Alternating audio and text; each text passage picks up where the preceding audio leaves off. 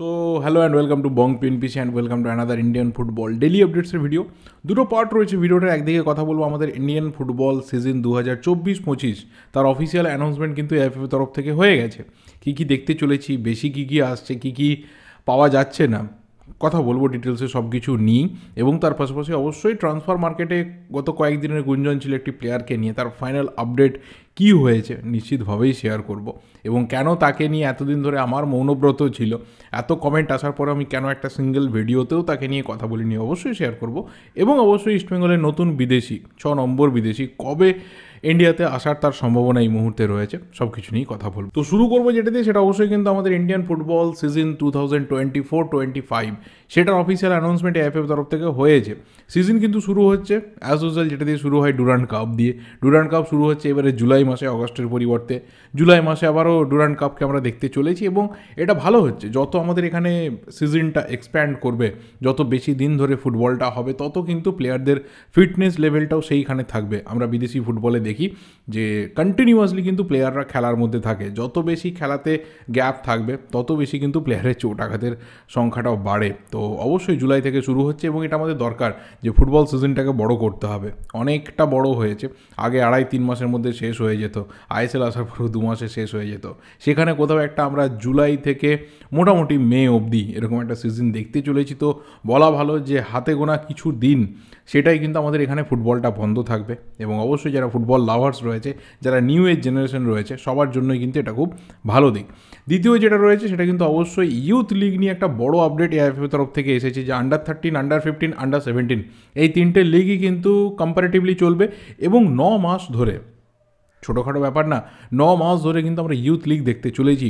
এতদিন ধরে তো এটাই ডিমান্ড ছিল যে গ্রাসরুটে আমরা কী করছি, আমরা ছোটোদের ফুটবল নিয়ে কী করছি, কী ভাবছি, কী রয়েছে এএফএফ এর প্ল্যানিং, সেটা কিন্তু কোথাও এএফএফ সামনে নিয়ে এসেছে। এবং 9 মাস ধরে এই যে ইউথ লিগটা চলবে, এখানে কিন্তু ইউথ ফুটবলাররা তারা অ্যাভেলেবেল গেম টাইম পাবে, তারা নিজেদেরকে সার্ভ করতে পারবে, নিজেদেরকে পলিশ করতে পারবে। এবং সেটা প্রত্যেকটা ক্লাবের ক্ষেত্রে তাদের যে সাপ্লাই লাইন রয়েছে সেই দিক থেকে কিন্তু ভীষণভাবে একটা হেল্প করবে। এরপর অবশ্যই ইন্ডিয়ান ওমেন্স লিগ, সেটাও কিন্তু লিমিটেড টাইমে চলতো, সেটাকেও 6 মাসের একটা উইন্ডো দেওয়া হয়েছে। So that's are too long for the women's football. এবং সিরিয়াসলি সেটা খুব ভালো, যথেষ্ট পরিমাণে বড় উইন্ডো। এবং প্লেয়াররাও সেখানে অনেকটা সময় পাবে নিজেদের কোয়ালিটিকে দিনের পর দিন ভালোভাবে আমাদের সামনে তুলে ধরার জন্য। এবং ক্লাবগুলোও কিন্তু চেষ্টা করবে এই ক্ষেত্রে ভালো টিম করার, সিরিয়াসলি কোথাও ওমেন্স ফুটবলটাকে নিয়ে ভাবনা চিন্তা করার। কারণ আমাদের এখানে খুব লিমিটেড ক্লাব রয়েছে, তারাই কিন্তু ওমেন্স ফুটবলটাকে নিয়ে খুব ভালো করে চিন্তাভাবনা করে, বা তারা ইন্ডিয়ান ওমেন্স লিগে খেলে। এবং সেখানে যদি টিমের সংখ্যা বাড়ে, তাহলে কোথাও আমাদের যে চান্স রয়েছে ওমেন্স ফুটবল নিয়েও এশিয়ান লেভেলে ভালো কিছু করার, তার চান্স কিন্তু বাড়বে। তো এটা যথেষ্ট ভালো হয়েছে। ইউথ ফুটবল এবং ওমেন্স ফুটবলে অনেকটা বড় সময় দেওয়া হয়েছে প্লেয়ারদেরকে, যাতে তারা নিজেদেরকে তুলে ধরতে পারে ইন্ডিয়ান ফুটবলের একদম টপ লেভেলে। এবং অবশ্যই এর সাথে আমাদের যেগুলোর দিকে মেন টার্গেট থাকে, যে আই লিগ, আইএসএল এবং সুপার কাপ, একইভাবে কিন্তু যেইভাবে চলছে সেইভাবেই চলবে। মোটামুটি 7 মাসের মতো একটা স্প্যান সেখানে রাখা হচ্ছে। সেটা আর একটু বড় হলে বোধহয় ভালো হয়, বাট ঠিক আছে। দেখো, ডুরান্ড দিয়ে শুরু হচ্ছে, আইএসএলও শুরু হয়ে যাবে সেপ্টেম্বর নাগাদ। তো কোথাও চলো মেনে নেওয়ার মতো ব্যাপার রয়েছে যে আমাদের এখানে লিগ বা আমাদের এখানে ফুটবল সিজনটা অনেকটা বড় হয়েছে। কিন্তু এখানে একটা নেগেটিভ ব্যাপার রয়েছে, সেটা হচ্ছে ফেডারেশন কাপ ফিরছে না। অনেকে আশা করেছিল যে 2017-তে বন্ধ হয়ে যাওয়া ফেডারেশন কাপ, সেটা হয়তো ফিরতে পারে, যেটা ফেরা খুব দরকার ছিল। সুপার কাপটা যদি টপ লেভেলের টিমের সাথে মানে এখানে যায়, তাহলে কোথাও ফেডারেশন কাপটা কিন্তু লোয়ার লেভেলের যে টিমগুলো রয়েছে, বিশেষ করে যারা আই লিগের বটম টিম, আমাদের আইএসএলের টিম এবং আমাদের আই লিগের ওপরের দিকের টিমগুলো নিয়ে সুপার কাপ হোক, যারা আই লিগের বটম টিম রয়েছে এবং আই লিগ 2, আই লিগ 3 এখানে যারা রয়েছে, তাদের নিয়ে ফেডারেশন কাপটা হলে কোথাও ট্রফিটা যেমন বাড়তো, ওখানেই যারা প্লেয়াররা রয়েছে তারাও কিন্তু ম্যাচের সংখ্যা বেশি পেত। সেটা সিরিয়াসলি দুটো দিকেই কিন্তু আমাদের ভালো হতো। টপ টিয়ারও যেমন ভালো হতো, লোয়ার টিয়ারগুলো যেগুলো রয়েছে তার জন্যও কিন্তু ভালো হতো। কিন্তু ফেডারেশন কাপ ফিরছে না। তো কবে ফেরে, আদৌ আর কোনো দিনও ফেরে কিনা, সেটা নিয়েও কিন্তু সবাই ভাবনা চিন্তা করতে শুরু করেছে। এবং তার সাথে আরও একটা ব্যাপার যেটা দেখার সম্ভাবনা ছিল, এটা নিয়ে হয়তো অনেকেই প্রশ্ন তুলবে, যে 2024-25 সিজন থেকে তো আইএসএলে রেলিগেশন প্রমোশনের একটা রুল চালু হওয়ার কথা ছিল, সেটা কি হলো? রেলিগেশন প্রমোশন কি আমরা দেখতে পাবো না? অবশ্যই পাওয়া যাবে, কিন্তু সেটা কত তাড়াতাড়ি করতে চাইছে এখানে এএফএফ বা এফএসডিএল, এখানে এএফএফের ভূমিকা কিন্তু খুবই নগণ্য। এটা পুরোটাই এফএসডিএলের ওপর ডিপেন্ড করছে, কারণ তারা কটা টিম নিয়ে আইএসএলকে কন্টিনিউ করতে চায়, কতটা বিজনেসের ব্যাপারটাকে তারা মাথায় রাখতে চায়, সেটা হচ্ছে সবচেয়ে বড় ব্যাপার। এবং সেখানে মোটামুটি অ্যাডিকুয়েট টিম না হলে, অন্ততপক্ষে 16টার মতো টিম না হলে প্রমোশন রেলিগেশন করাটা কোথাও কিন্তু খুব একটা ঠিক জায়গা আমাদের জন্য হবে না, কারণ সেখানে যদি টিমের সংখ্যা সেই কমের দিকেই থাকে, ওই 11টা-12টার মতো টিম, তাহলে কোথাও আমরা যেটা চাইছি যে প্লেয়াররা বেশি বেশি করে গেম টাইম পাবে, কোথাও লিগটা একটু হলেও ক্যাচি হবে, এন্টারটেনিং হবে এবং অবশ্যই একটা কম্পিটিটিভ লিগ হবে, সেটার থেকে কিন্তু আমরা দূরে থাকবো। আবার এটাও ঠিক কথা যে যখন রেলিগেশন শুরু হয়ে যাবে, যে টিমগুলো খুব একটা সিরিয়াস নয় টিম বানানোর ক্ষেত্রে, মনে করে না যে আমাদের বিরাট কিছু ভালো করা দরকার রয়েছে, ঝর্তি পড়তি কোনোভাবে প্লেয়ার নিয়ে রেখে দিয়ে টিম বানিয়ে নেয়, বা যাদের টার্গেট করলো সেখানে পাওয়া গেল না, সেখানে পুরো কাজটা স্টপ হয়ে যায়, সেই সব টিমগুলো কিন্তু একটু হলেও সিরিয়াস হবে।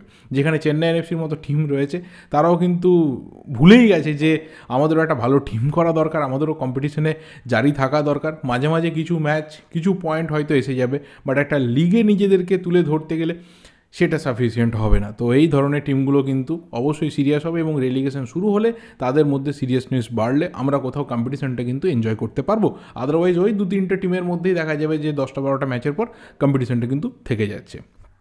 তো এটাই ছিল মোটামুটি বলতে পারো যে এএফএফের যে সিজন রয়েছে 2024-25 অ্যানাউন্সমেন্ট, তার একটা পুরোপুরিভাবে রিভিউ। এরপর অবশ্যই ঢুকবো যে বিষয়টা নিয়ে, সেটা নিশ্চিতভাবে বলতে হয় যে নতুন প্লেয়ার ইস্টবেঙ্গলের ভিক্টর ভাস্কুয়েজ আপাতত কিন্তু টিমের সাথে প্র্যাকটিসে নেমে গেছে। কালকে ধরতে গেলে পরশু মাঝ রাতেই নেমেছে এবং কালকে সন্ধ্যের দিকে জাস্ট একটু ফিজিক্যাল ট্রেনিং করে এবং আজকে সকাল থেকে কিন্তু রিজার্ভ দলের সাথে প্র্যাকটিস শুরু করেছে এবং আজকে সন্ধ্যে থেকে বা কালকে সকাল থেকে ইস্টবেঙ্গলের যে সিনিয়র টিমে প্র্যাকটিস শুরু হবে 2 দিনের ছুটির পর, সেখানে কিন্তু ভিক্টর ভাস্কুয়েজ প্র্যাকটিস করবে এবং নর্থ ইস্ট ইউনাইটেড এফসির বিরুদ্ধে ইস্টবেঙ্গলের যে ম্যাচ রয়েছে, অ্যাওয়ে ম্যাচ রয়েছে, সেই ম্যাচে কিন্তু ভিক্টরকে পুরোপুরিভাবে পাওয়া যাবে। এই মুহূর্তে সে ফিট রয়েছে, পুরোপুরি ঠিকঠাক রয়েছে, কোনো অসুবিধা নেই। শুরু থেকে না হলেও বেঞ্চ থেকেও স্টার্ট করতে পারে, বাকিটা কার্লোস কোয়াদ্রা তিনি ঠিক করবেন। এবং তার সাথে অবশ্যই যেটা প্রচুর কমেন্ট এসেছে যে এখনও অবধি যে প্লেয়ার এলো না, যাকে কোথাও ইমিডিয়েটলি দরকার ছিল একজন ব্যাকআপ স্কোরার হিসাবে, একটা কোথাও ফিজিক্যাল প্রেজেন্সের জন্য, সেই ফেলিসিও ব্রাউন ফোর্বস আসছে কবে। দেখো এখনও অবধি যেটা ব্যাপার যে তার ভিসা টিসা সব কিছু রেডি হয়েছিল, বাট সেটার কিছুটা প্রসেস ডিলে হয়েছে, জার্মানি থেকে আসছে, জানি না কিসের জন্য ডিলে হয়েছে সেটা জানা সম্ভব না। তবে যেটা মনে করা হচ্ছে যে সামনের রবি থেকে সোমবারের মধ্যে, অন্ততপক্ষে নর্থ ইস্ট ইউনাইটেড ম্যাচের পরেই, রবিবার বা সোমবার, তার মধ্যেই কিন্তু ফেলিসিও ব্রাউন ফোর্বসের কলকাতায় এসে যাওয়ার কথা। পুরো প্রসেস এই মুহূর্তে তার কমপ্লিট। সম্ভবত বৃহস্পতিবার দিন সে হাতে ফাইনাল ভিসা পাবে এবং তারপর তার টিকিট কনফার্মড হবে এবং শুক্র বা শনিবারের মধ্যে যদি তার ফ্লাইট কনফার্মড হয়ে যায়, তাহলে হয়তো রবিবার বা সোমবার তার মধ্যে কিন্তু তার কলকাতাতে এসে যাওয়ার সম্ভাবনা এই মুহূর্তে প্রবল রয়েছে। যদিও আবারও বলছি এটা কনফার্ম ব্যাপার না, পুরোটাই আমরা জানতে পারবো ডে বাই ডে বিভিন্ন সোর্স মারফত। বাট হ্যাঁ, এটা তো ঠিক কথা যে সামনের যে ম্যাচ রয়েছে ইস্টবেঙ্গলে, সেই ম্যাচে হয়তো তাকে পাওয়া যাবে না, বাট তারপরে যে ম্যাচ রয়েছে সেই ম্যাচে কিন্তু নিশ্চিতভাবেই তাকে তারা পেয়ে যাবে। অ্যান্ড এর সাথে আরও একটা ব্যাপার, সেটা হচ্ছে সৌভিক চক্রবর্তীকে নিয়ে অনেক জায়গাতে আপাতত নিউজ বেরিয়ে গেছে, সবাই দেখেই নিয়েছো যে সৌভিক চক্রবর্তী আরও একটা ম্যাচ কিন্তু সাসপেন্ড থাকবে। এবার এটা অনেকে জানতে চেয়েছে কেন, রিজন কী রয়েছে। অলরেডি তো ডার্বিতে তার সাসপেনশন সে কাটিয়েছে, তাহলে আরও একটা ম্যাচ কেন? এর কারণটা হচ্ছে যে ডার্বিতে যে ম্যাচটা সৌভিক সাসপেন্ডেড ছিল, সেটা কিন্তু তার আগের দেখা 4টে ইয়েলো কার্ডের জন্য। আইএসএলের যখন ডিসেম্বর অবধি ম্যাচ হয়েছে, তখনই কিন্তু সৌভিক 4টে ইয়েলো কার্ড কনসিড করে আইএসএলে, এবং সেই কারণে তাকে ডার্বিতে আগে থেকেই যে সে মিস করবে এটা তখনই কনফার্মড হয়ে যায়।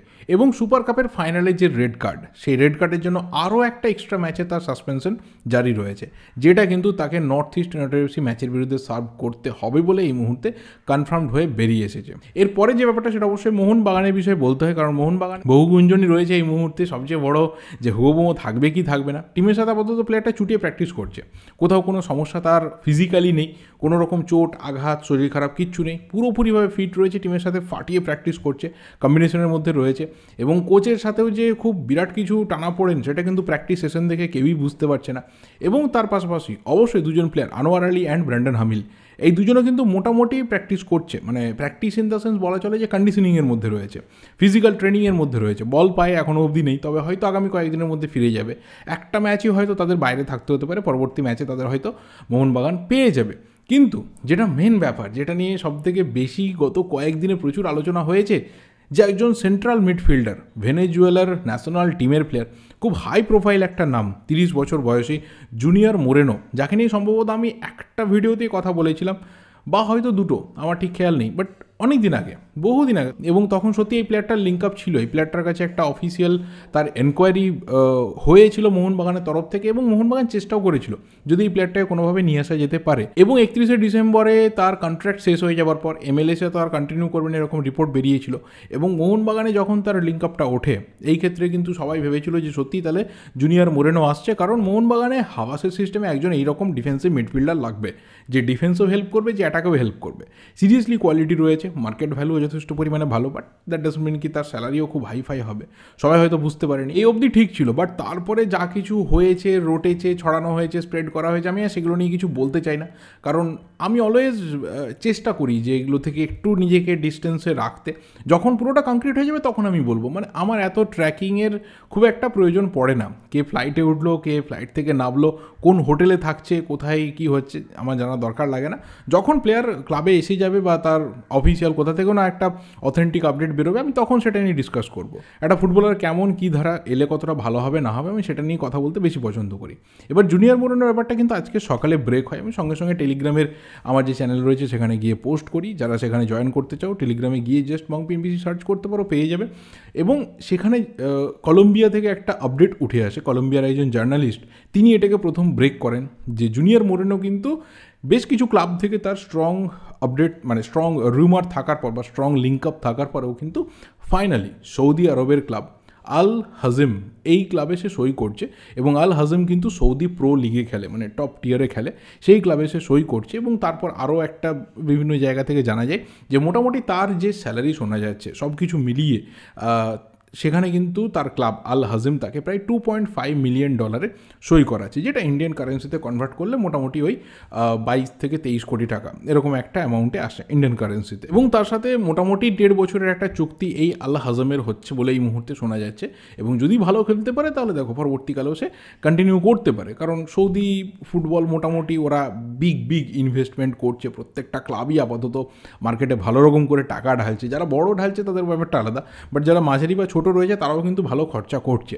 এবং এই প্লেয়ারটার মধ্যে সেই পোটেনশিয়াল রয়েছে, ভেনেজুয়েলার ন্যাশনাল টিমের হয়ে এত ম্যাচ খেলা, ক্লাব ফুটবল লেভেলে সিরিয়াসলি এমএলএসে কোয়ালিটি নিয়ে ফুটবলটা খেলা, কোথাও তাকে নিয়ে কিন্তু ক্রেজটা ছিল। এবং মোহনবাগানে যদি আসতো তাহলে রিসেন্ট টাইমে ওয়ান অফ দ্য একটা বিগেস্ট সিগনেচার হতো, মানে শুধুমাত্র সে কোথাও ল্যাটিন আমেরিকার একটা বড় দেশে খেলে বা টপ 50 যে র্যাঙ্কিংয়ের নেশন রয়েছে সেখানে মানে ফুটবলটা খেলে, শুধু সেটা না, তার পাশাপাশি ওর যে স্কিল রয়েছে, ওর যে কোয়ালিটি রয়েছে, সেখান থেকেও কিন্তু মোহনবাগান একটা বিগ বুস্ট পেত।